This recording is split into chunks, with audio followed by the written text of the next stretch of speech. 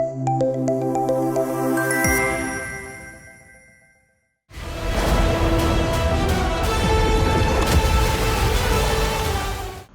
Of masses junior NTR title పాత్రలో నటిస్తోన్న భారీ budget చిత్రం దేవర.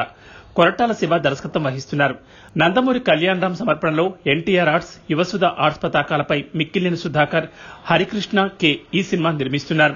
ఈ సినిమా బిజినెస్ విషయంలో సోషల్ మీడియాలో రకరకాలుగా వార్తలు వైరల్ అవుతున్నాయి.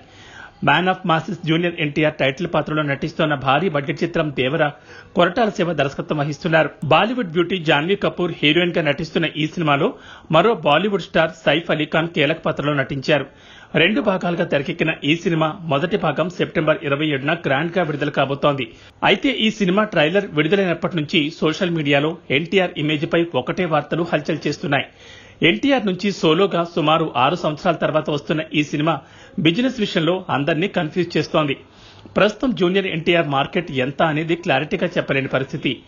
ఎన్టీఆర్ చివరగా సోలో హీరోగా నటించిన అరవింద సమేత బిజినెస్ కు తగ్గ షేర్ ను కూడా రాబట్టలేకపోయిందనే ప్రచారం ఉంది. ఇక RRR తో పాన్ ఇండియా హీరోగా ఎన్టీఆర్ కి ఇమేజ్ వచ్చినా ఆ సినిమా సక్సెస్ క్రెడిట్ మాత్రం ఎక్కువగా రాజమౌళి ఖాతాలోకి వెళ్లిపోయింది.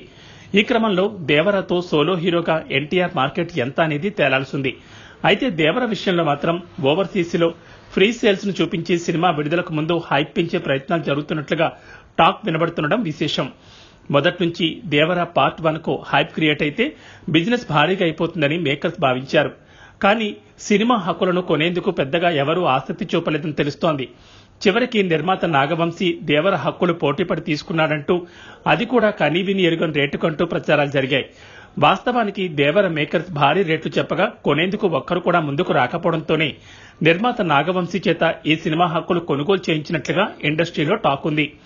తెలుగు రాష్ట్రాల హక్కులను నాగవంశీ 175 కోట్లతో కొన్నాడని దేవర టీం ఓవైపు ప్రచారం చేయించుకుంటూ ఉన్నారు. ఒకవేళ అదే గనుక నిజమైతే దేవర 350 కోట్ల గ్రాసును 2 తెలుగు రాష్ట్రాల్లో అందుకోవాల్సి ఉంటుంది. ఎంతో హైప్ క్రేజ్ ఉన్న సినిమాలకి ఇది సాధ్యం కాని పరిస్థితి. పైగా ఎన్టీఆర్ సినిమాను ఎగబడి చూసేంత ఆసక్తి ఏపీలో అయితే కనిపించడం లేదు. జూనియర్ ఎన్టీఆర్ తన స్నేహితుల కోసం కుటుంబాన్ని, సొంత పార్టీని దూరంగా పెడుతూ వస్తున్నాడనే వార్తలు గత సంవత్సర కాలంగా వినిపిస్తూనే ఉన్నాయి. అది దేవర ఓపెనింగ్స్ పై ఖచ్చితంగా ప్రభావం చూపే అవకాశం ఉంది. ఒకవేళ సినిమా హిట్ అయితే ఎవరూ ఆపలేరనుకోవడానికి సినిమా ట్రైలర్ వచ్చాక దేవరపై అభిమానులకు ఉన్న కొద్దిపాటి హోప్స్ కూడా పోయాయి. మరి నిర్మాత నాగవంశీ పరిస్థితి ఏంటో అనేలా టాలీవుడ్ సర్కిల్స్ లో వార్తలు వైరల్ అవుతున్నాయి.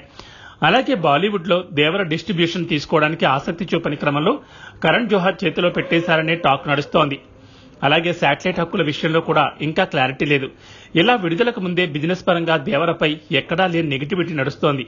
మరి ఈ నెగిటివిటీకి ఆ దేవర ఎలా సమాధానమిస్తాడో తెలియాలంటే మాత్రం సెప్టెంబర్ 27 వరకు వెయిట్ చేయాల్సిందే.